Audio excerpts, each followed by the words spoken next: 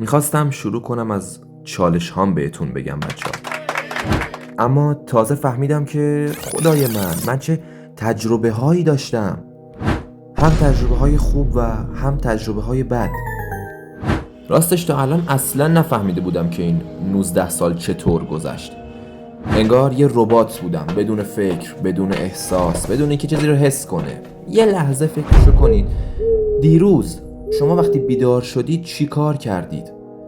صبح که از خواب بیدار شدید اولین کارتون چی بود؟ وقتی از خونه بیرون میزنید اصلا حواستون به اطرافتون هست؟ واقعا میبینید چیزی رو؟ درخت‌ها رو میبینید؟ پرنده ها رو میبینید؟ گربه ها رو میبینید؟ یا فقط دارید از کنارشون رد میشید و فکر میکنید، فکرهای بی انتها؟ من همیشه بچه‌ها توی زندگیم فقط میخواستم برسم به مقصد، هیچی برام مهم نبود، غافل از این که قشنگترین بخش خود اون مسیر بود و من همیشه ازش جا میموندم. و راستش رو بخواین دقیقا همین کانال، همین ویدیو باعث شد که یکم فکر کنم به این که پسر، تو داری نفس میکشی، تو زنده ای، تو سالمی، تو میتونی هر کاری رو انجام بدی. و خب این حس به هم قدرت داد، انگار که دوباره جون گرفته بودم. واقعا خوشحالم که این ایده اومد توی سرم و خوشحالترم که به ترسم غلبه کردم و عملیش کردم. الان که دارم این ویدیو رو میسازم، ویدیوی اولم حدود 120 تا بازدید گرفته و راستش از خوشحالی بال در آوردم. اینکه 120 نفر از جای دنیا وقت گذاشتن و ویدیوی منو دیدن خیلی برام با ارزشه. همینجا از تک تکتون تشکر میکنم و همونطور که گفتم من نمیدونم که در آینده چی پیش میاد، اما مطمئنم اون اتفاقی که باید بیفته دقیقاً توی زمان درستش میفته و من تصمیم دارم که ادامه بدم. خیلی دوست داشتم توی این ویدیو راجع به کانال مادرم صحبت کنم، اما قبلش دلم میخواد یه چیز خیلی مهمتر رو بهتون بگم. اینکه چی شد برای 1001مین بار تصمیم گرفتم که شروع کنم. بچه‌ها، من از کلاس هفتم عاشق یوتیوبری بودم. بعد از فوتبال که رویای هر پسریه، رویای دوم من یوتیوبر شدن بود.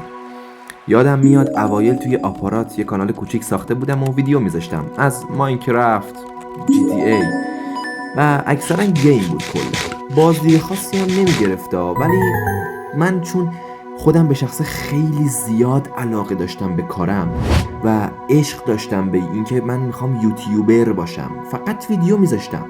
اما هرچی بزرگتر شدم، اجتماعی تر شدم و کم کم سازوکار دنیا دستم اومد، علاقم از خود یوتیوب به سمت پول تغییر کرد. دیگه نمیخواستم فقط یک کانال داشته باشم، میخواستم از هر راهی که شده پول در بیارم. دنبال این بودم که مثل یه سری از آدم‌ها که یک شب موفق میشن، منم یه شب موفق باشم. برای همین مدام دنبال ایده بودم، چه فارسی چه انگلیسی، به هر دری میزدم، ولی بچه‌ها نمیشد. واقعا میگم نمیشد. کانال گیمینگ میزدم، کانال آموزشی میزدم، انگلیسی، فارسی، فرقی نمیکرد. هیچ کدومش نتیجه نمیداد بچه‌ها، اصلا نتیجه نمیداد و همش بعد از یه مدت ول میشد. اوایل نمیفهمیدم مشکلم از کجاست و فقط این جمله رو میگفتم که چطور ممکنه بقیه بتونن ولی من نتونم. و خب این باعث شده بود که اعتماد به نفسم از بین بره و افسرده بشم، تلاشم رو بذارم کنار و بیخیال بشم و قبول کنم که من مال این کار نیستم. اما یه روز که مشغول تولید ویدیو بودم، یه جمله مثل یه پتک خورد تو سرم: تا وقتی که دنبال پول بدوی، پول ازت فرار میکنه. برای چند لحظه هیچی حس نکردم، فقط این جمله توی ذهنم پلی میشد. نشستم دو تا 4 تا کردم، منطقی فکر کردم و فهمیدم که درسته. تمام کسایی که یک شب موفق شده بودن پشتش سالها تلاش خوابیده بود و من به شخص اون تلاش ها رو نمیدیدم، حتی اون موفقیت لحظه ای رو میدیدم و فکر میکردم که من هم اینجوری میتونم بهش برسم. برای همین این بار تصمیم گرفتم که از اول شروع کنم، این بار برای دل خودم، و این شد که کانال هودی قرمز استارت خورد. کامنت های خیلی قشنگی ازتون گرفتم بچه‌ها که خیلی خیلی خوشحالم کرد. همینجا یک بار دیگه از تک تکتون تشکر میکنم و تمام تلاشم رو میکنم که ویدیوها رو با عشق براتون تولید کنم، به امید موفقیت برای تک تکمون بچه‌ها. میبینمتون.